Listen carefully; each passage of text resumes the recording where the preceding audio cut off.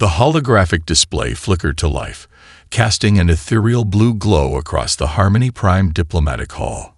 17 different alien species watched in rapt attention as the Zornak delegation prepared to present their latest cultural analysis of humanity.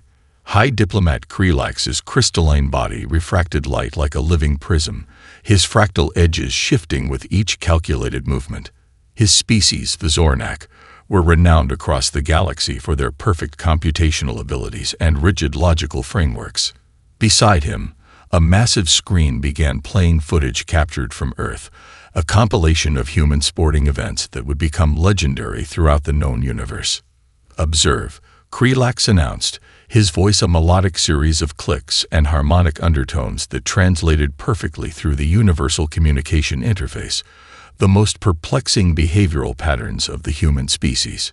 The first clip showed a rugby match. Massive human bodies collided with bone-crushing intensity, players hurling themselves at one another with seemingly complete disregard for personal safety. The Zornak delegation erupted in a chorus of high-pitched, resonant laughter, a sound that was equal parts derision and genuine bewilderment. "Look!" exclaimed Subdiplomat Vreen, her crystalline appendages vibrating with amusement. "They intentionally create physical conflict with no discernible strategic outcome. These creatures literally ran their bodies into each other with no computational logic." The footage continued. Ice hockey players checked each other into transparent barriers. Mixed martial artists engaged in brutal hand-to-hand combat. American football players transformed into human projectiles, targeting each other with raw physical precision. What the Zornak didn't realize was that their entire transmission was being recorded, not just internally, but by every diplomatic channel in the Galactic Concordance. Unbeknownst to them, Captain Elena Rodriguez was watching from a nearby observation deck, her dark eyes absorbing every dismissive comment, every moment of alien ridicule. Rodriguez wasn't just any human representative. A veteran of both military service and international athletics, she represented a perfect synthesis of human physical and strategic capabilities. Her muscular frame and sharp intelligence made her the ultimate observer, and her mind was already calculating the potential ramifications of the Zornak's public mockery. The diplomatic hall continued to pulse with alien laughter. Each species had its own unique sound. The Zornak's a crystalline chiming, the methane-breathing Krelix producing a bubbling gurgle, the silicon-based Korum generating a series of sharp electrical crackles. But beneath the laughter, something else was brewing.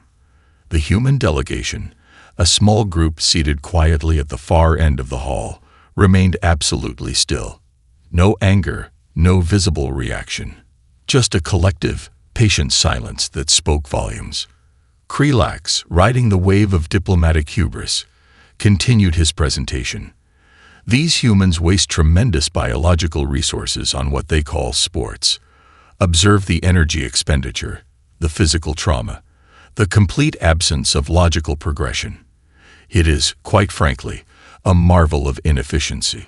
What Krelax didn't understand was that he was making a fatal mistake.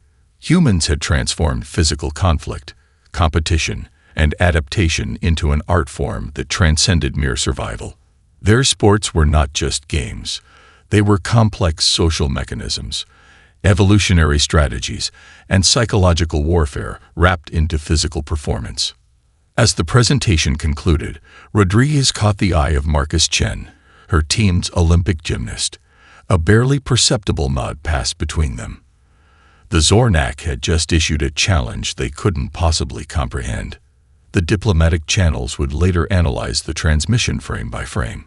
Experts would point to the exact moment the Zornak sealed their fate, a 3-minute segment that would be studied for generations as a masterclass in diplomatic miscalculation. No one in that hall, save perhaps Rodriguez and her team, understood the true nature of what was about to unfold.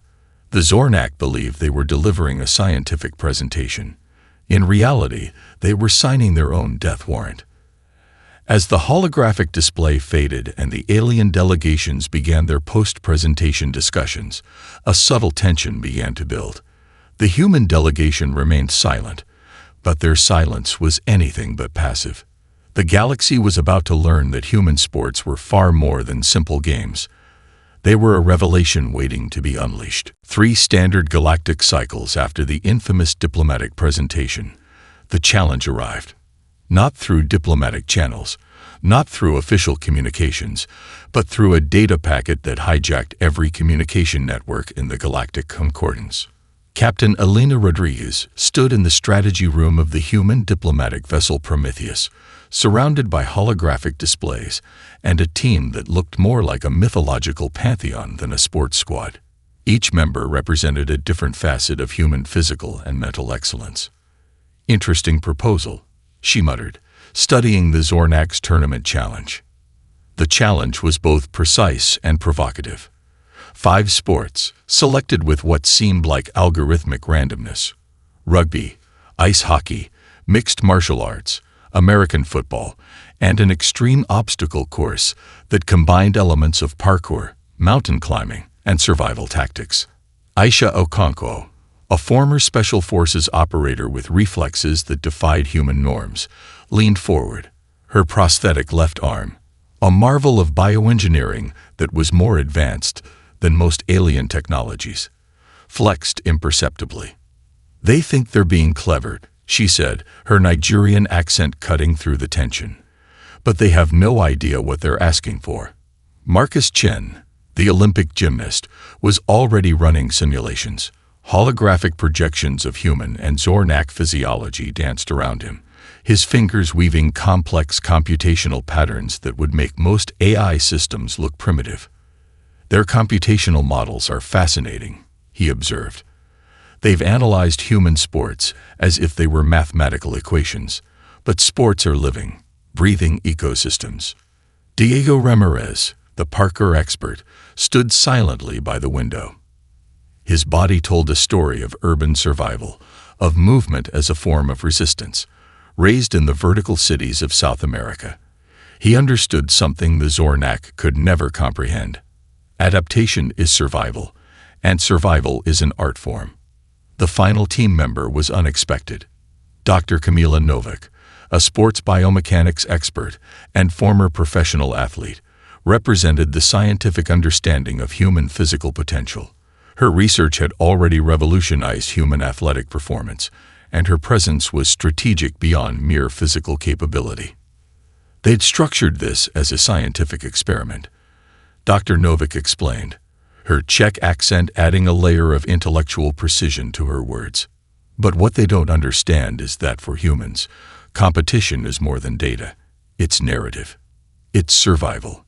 The Zornax challenge came with strict parameters. Each team would consist of 5 athletes.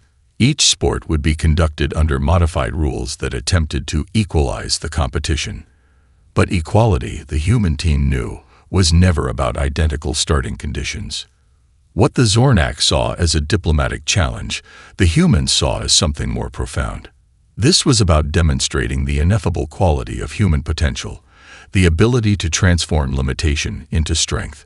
Rodriguez began assembling the team's psychological profile, not just their physical capabilities, but their mental landscapes. Aisha's military training, Marcus's computational creativity, Diego's street-learned survival instincts, Dr. Novak's scientific understanding, and Rodriguez's own hybrid of strategic thinking and athletic excellence. The galactic media was already ablaze. Billions of beings across different star systems would be watching. This was more than a sports tournament. This was a demonstration of species capability, of evolutionary potential. Transmission intercepts revealed the Zornak's true motivation. They weren't just mocking human sports. They were attempting to prove the superiority of their computational approach to physical performance. They believed they could reduce human athletic achievement to a series of predictable algorithms. They were about to learn their first and most painful lesson about humanity. The Prometheus's communication systems lit up. An official communication from the Galactic Concordance confirmed the tournament's parameters. Detailed regulations scrolled across the holographic displays, each line a potential exploitation, each rule a potential weapon. "We're not just competing," Rodriguez said, looking at her team. "We're going to rewrite their understanding of what's possible." Outside the ship's viewport, distant star systems glimmered, silent witnesses to the impending collision of two fundamentally different approaches to existence. Computational precision versus adaptive creativity. Rigid logic versus fluid potential. The tournament would begin in exactly 7 standard cycles, and humanity was ready. The arena of concordance was a marvel of galactic engineering, a massive spherical structure that could simulate any environmental condition, adapt to any sporting requirement, and broadcast simultaneously to trillions of viewers across multiple star systems. As the first competition, rugby, began, something happened that no computational model could have predicted. The Zornak team entered the arena first. They were a sight of terrifying precision. Crystalline bodies that seemed carved from living glass, each movement a calculated ballet of geometric perfection. Their bodies had been specially modified for this competition, reinforced at the molecular level, designed to withstand physical stress with mathematical certainty. Marcus Chen watched their entrance with a scientist's curiosity and an athlete's intuition. He noticed the microscopic lattice structures in their bodies, the way light refracted through their crystalline forms. They weren't just athletes. They were living computational machines. When the human team entered, the contrast was shocking. Aisha Okonkwo moved with a predator's grace. Her prosthetic arm, a piece of technology so advanced it bordered on art, flexed and moved as naturally as any biological limb. Beside her, Diego Ramirez looked like a coiled spring of pure potential energy, his body telling stories of survival and adaptation. The Zornak had studied rugby. They had analyzed thousands of matches, broken down every possible movement into quantum-level probabilities. Their strategy was a living algorithm, each player a node in a perfect computational network. But algorithms cannot account for chaos. The first tackle came from Diego. It wasn't just a physical movement. It was a narrative of survival. He moved not where the Zornak calculations predicted, but where their models couldn't even conceptualize. His body became a living weapon of unpredictability. The Zornak player he targeted, designated Team Member 7 Yama, experienced something unprecedented. The collision wasn't just physical. It was a fundamental challenge to their entire understanding of motion and interaction. Microscopic fractures began to appear in 7 Gamma's crystalline structure, not from the impact's force, but from the sheer unpredictability of the movement. The Zornak had calculated every possible trajectory, every potential angle of approach. They had not calculated for human improvisation. In the observation deck, High Diplomat Krelax watched in growing horror. The computational models were failing. Spectacularly. Dr. Kamila Novak was recording everything. Not just the physical movements, but the quantum-level interactions. She understood something profound was happening. A collision of not just bodies, but entire philosophical approaches to existence. "They've modeled this as a mathematical problem," she murmured into her recording device. "But humans don't solve problems. We tell stories through movement." The rugby match became something more than a competition. It was a demonstration of fundamental differences in perception, in understanding, in the very concept of potential. When Marcus Chen entered the field, he brought something entirely unexpected. His movements weren't just athletic. They were a form of living mathematics. Years of gymnastic training had taught him something the Zornak could never understand. True precision comes from understanding imperfection. He moved between the Zornak players like water between rocks, not fighting their structure, but flowing around it, exploiting millisecond gaps in their computational defenses that they didn't even know existed. By the half mark of the match, 3 Zornak players had experienced molecular destabilization. Their perfect bodies were showing microscopic failures, tiny fractures that spoke to something beyond physical stress. They were experiencing a fundamental breakdown of their understanding of interaction. Captain Alina Rodriguez watched from the sidelines. This wasn't just a sports competition. This was first contact of a different kind. a collision of species-level philosophies of existence. As the first half concluded, the scoreboard told a story the Zornak computational models could never have predicted. But the real story was happening at a level no sensor could fully capture. The humans weren't just winning a match. They were rewriting the fundamental understanding of adaptation, of survival, of what it means to exist in a universe of constant change. And this was only the beginning. The interval between rugby and ice hockey became a quantum of tension that stretched across the entire arena of concordance.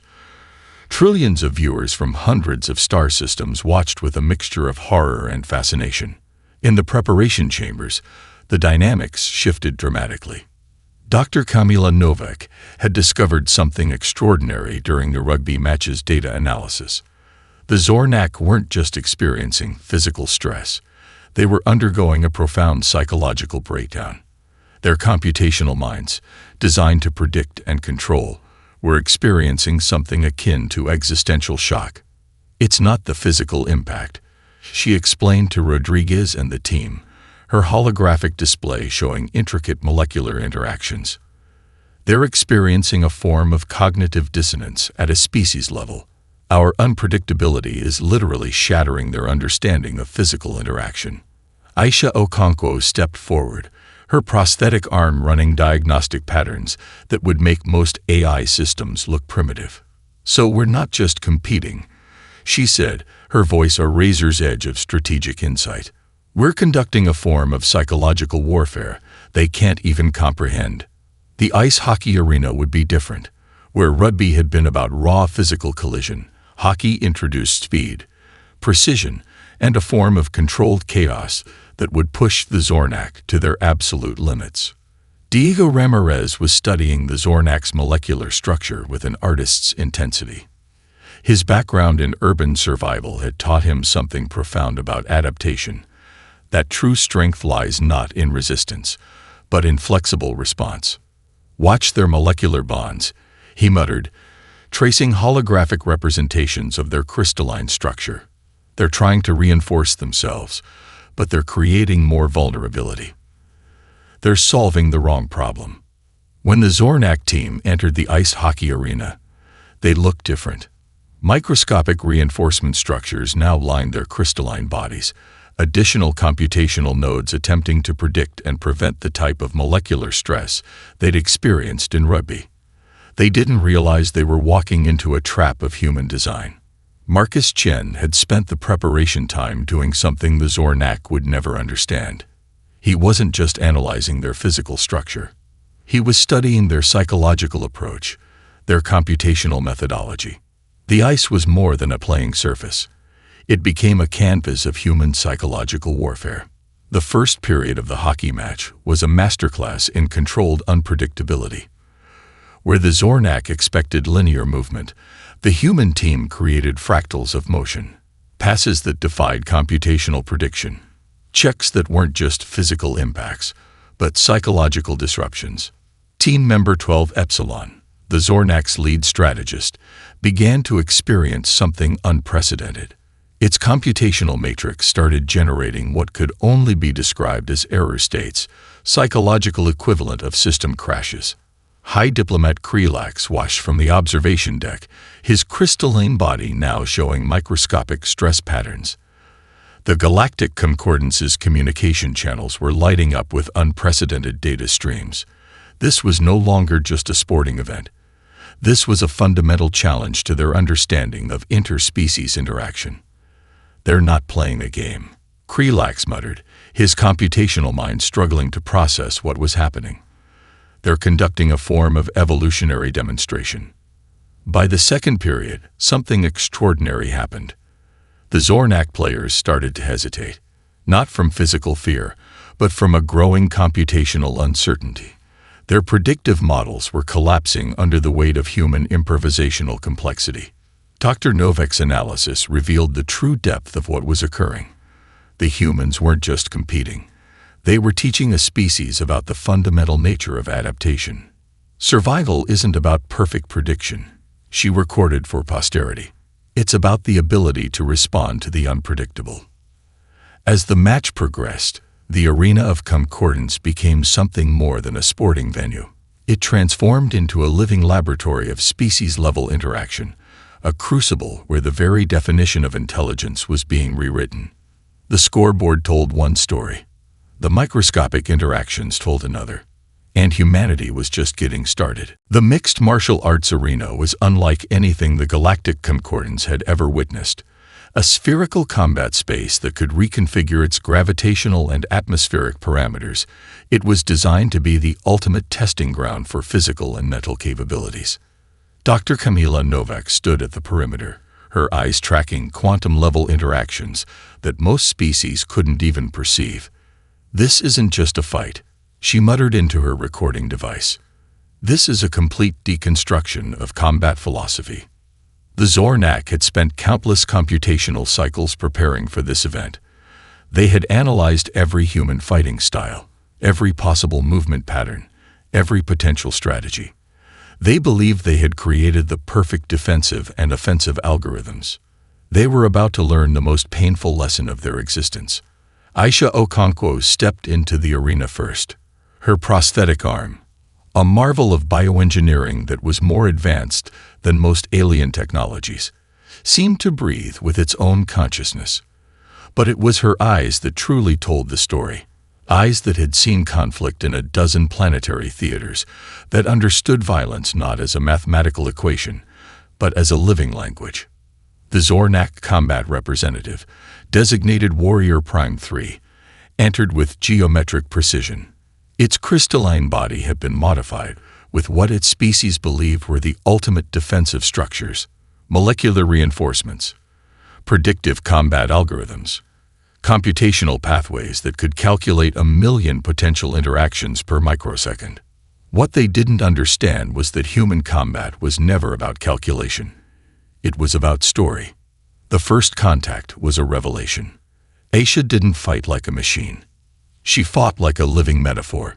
Each movement was a narrative of survival, of adaptation, of turning limitation into strength. Her prosthetic arm moved with a fluidity that defied technological understanding. It wasn't just a tool, it was an extension of her will. Warrior Prime 3's computational matrix began to experience something unprecedented. Its predictive models were collapsing faster than it could reconstruct them. Each of Aisha's movements existed in a quantum state of possibility that its algorithms couldn't map. A kick that should have been a simple physical impact became a complex psychological disruption. A grapple that should have been a straightforward biomechanical interaction transformed into a living demonstration of human adaptability. Marcus Chen watched from the preparation area, his scientific mind racing. He understood what was happening at a level few could comprehend. The Zornak weren't just losing a fight. They were experiencing a fundamental breakdown of their entire species' understanding of interaction. "They've modeled combat as a closed system," he explained to Rodriguez. "But for humans, combat is an open narrative. Every limitation is an opportunity for transformation." By the midpoint of the match, something extraordinary was happening. Microscopic fractures began appearing in Warrior Prime 3's crystalline structure, but these weren't just physical stress points. They were manifestations of a deeper, more profound breakdown. The Zornak were experiencing cognitive shattering. High Diplomat Krelax watched in growing horror from the observation deck. The communication channels of the Galactic Concordance were lighting up with unprecedented data streams. This was no longer just a sporting event. This was a fundamental challenge to their understanding of species-level interaction. "They're not fighting," Krelax muttered, his computational mind struggling to process the event. "They're conducting a form of evolutionary demonstration." Aisha's final move was a masterpiece of human complexity. It wasn't a strike. It wasn't a takedown. It was a living demonstration of how limitation could be transformed into unlimited potential. Warrior Prime 3 shattered. Not just physically, but computationally.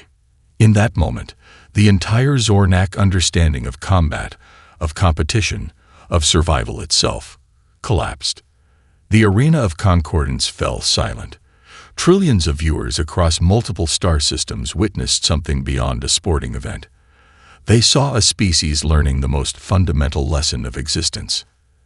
Adaptation is survival, and survival is an art form. And humanity was just getting started. The American football arena transformed into something beyond a mere sporting venue. It became a laboratory of species-level interaction, a proving ground for the most fundamental questions of existence. Diego Ramirez stood at the edge of the field, his body a living testament to urban survival. He watched the preparation with the intensity of a predator studying its environment. The Zornak had become desperate, their computational strategies evolving in real time, attempting to compensate for their previous catastrophic failures. They're trying to rewrite their entire computational approach, Marcus Chen observed, his fingers dancing across holographic interfaces that tracked molecular interactions at quantum levels. But they're solving the wrong problem. The Zornak's latest modification was terrifying in its computational precision. They had begun to integrate living computational matrices directly into their crystalline bodies, creating hybrid structures that blurred the line between organic adaptation and pure mathematical calculation. But they didn't understand the fundamental flaw in their approach. Captain Elena Rodriguez addressed her team in the preparation chamber. It wasn't a traditional pre-game speech. It was a strategic deconstruction of interspecies interaction. "This isn't about winning," she said, her voice cutting through the tension. "This is about demonstrating the fundamental nature of human potential." The first play shattered every computational model the Zornak had constructed. The human team moved not as individual players, but as a living, breathing ecosystem. Each player was simultaneously an individual and part of a collective consciousness that defied mathematical prediction. The quarterback's throw wasn't just a physical action. It was a narrative of trust, of potential, of collective capability. Aisha Okonkwo's role was particularly devastating. Her prosthetic arm, a marvel of bioengineering that was more advanced than most alien technologies, became a living metaphor for human adaptation. Each movement was a quantum state of possibility, a demonstration that technology was not about rigid perfection, but about fluid potential. The Zornak players began to experience something beyond physical stress. Their newly integrated computational matrices started generating what could only be described as existential feedback loops. Dr. Kamila Novak was recording everything, not just the physical interactions, but the quantum-level psychological breakdown happening in real time. "They're experiencing a form of computational trauma," she muttered, her scientific mind racing to document this unprecedented event. Their entire understanding of interaction is being fundamentally challenged. By the second quarter, something extraordinary began to happen. The Zornak players started to hesitate, not from physical fear, but from a growing computational uncertainty that bordered on a species-level existential crisis. High Diplomat Krelax watched from the observation deck, his crystalline body now showing signs of profound stress. The communication channels of the Galactic Concordance were lighting up with unprecedented data streams. This was no longer just a sporting event. This was a fundamental challenge to their understanding of intelligence, of survival, of what it means to exist in a universe of constant change. Diego Ramirez understood something profound. Human survival had never been about perfect prediction. It had always been about the ability to respond to the unpredictable, to turn limitation into opportunity. A particularly complex play demonstrated this perfectly. What should have been a simple forward pass became a living demonstration of collective intelligence. The ball moved not just through physical space, but through a quantum field of potential interactions that the Zornak computational models couldn't even begin to comprehend. 3 Zornak players experienced complete computational collapse during this single play. Their crystalline bodies began to fracture at a molecular level, not from physical stress, but from the fundamental breakdown of their understanding of interaction. As the half concluded, the scoreboard told one story. The microscopic interactions told another. The arena of concordance had become more than a sporting venue. It was a living laboratory where the very definition of intelligence was being rewritten, and humanity was just beginning to demonstrate its true potential. The final event, An extreme obstacle course that defied every known standard of athletic competition would become the most infamous moment in galactic diplomatic history. The arena of concordance transformed completely. Gravity fluctuated. Atmospheric conditions shifted unpredictably. Terrain changed at molecular levels, creating a landscape that was part physical challenge, part living organism, part psychological warfare. Dr. Kamila Novick understood something the other observers did not. This wasn't just a competition. It was a comprehensive demonstration of human survival capabilities. Survival is not about perfection, she recorded into her device. It's about the ability to transform limitation into opportunity. Diego Ramirez would lead this final challenge. His background wasn't just athletic, it was a living history of urban survival. Raised in the vertical cities of South America, he had learned something fundamental about human existence. Adaptation is not a skill. It's a fundamental state of being. The Zornak delegation had become something between desperate and terrified. Their computational models had been systematically dismantled across 4 previous events. Their species' understanding of interaction, of competition, of survival itself was crumbling. High Diplomat Krelax looked less like a diplomatic representative and more like a being experiencing a profound existential crisis. The microscopic fractures in his crystalline body told a story of computational breakdown. When Diego entered the obstacle course, he did something unexpected. He didn't approach it as a competition. He approached it as a narrative of survival. The course was a nightmare of physical and psychological challenges.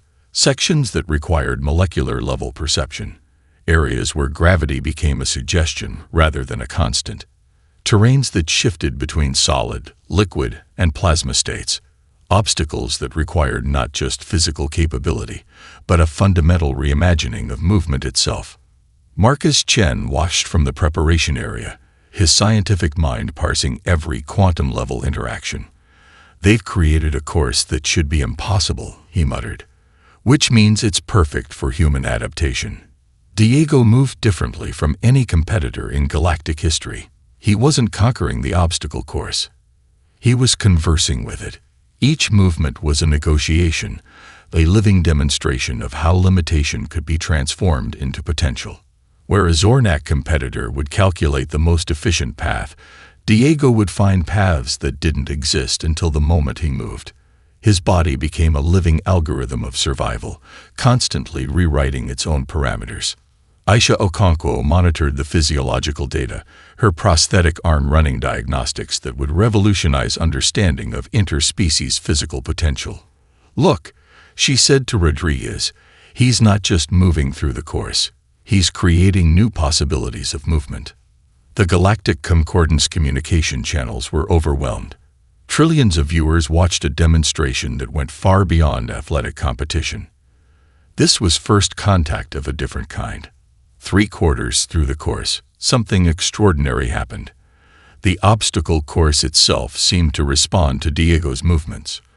Terrain shifted not in response to computational prediction, but to the living narrative of his survival. The Zornak observers experienced a collective computational event that bordered on a species-level psychological breakdown. Their entire understanding of interaction, of competition, of survival was being fundamentally rewritten. High Diplomat Krelax's final transmission would become legendary. "We did not understand," he said, his computational voice breaking. "Survival is not about prediction, it is about potential." As Diego crossed the final checkpoint, he wasn't just completing an obstacle course. He was delivering a message to the entire galaxy. Limitation is an opportunity. Survival is an art form, and humanity was just beginning to demonstrate its true potential. The arena of concordance fell silent. The galaxy watched and understood something profound had just occurred. This was more than a competition. This was a revelation. The aftermath was unlike anything the Galactic Concordance had ever experienced. In the weeks following the tournament, entire philosophical frameworks collapsed. Academic institutions across hundreds of star systems began rewriting their understanding of intelligence, of survival, of what it means to be a sentient species. Captain Elena Rodriguez found herself in the most unexpected of roles. Not a military leader, not an athlete, but a diplomatic bridge between human potential and galactic understanding. The first official hearing took place in the crystalline chambers of Nexus Prime, a diplomatic venue renowned for its absolute neutrality.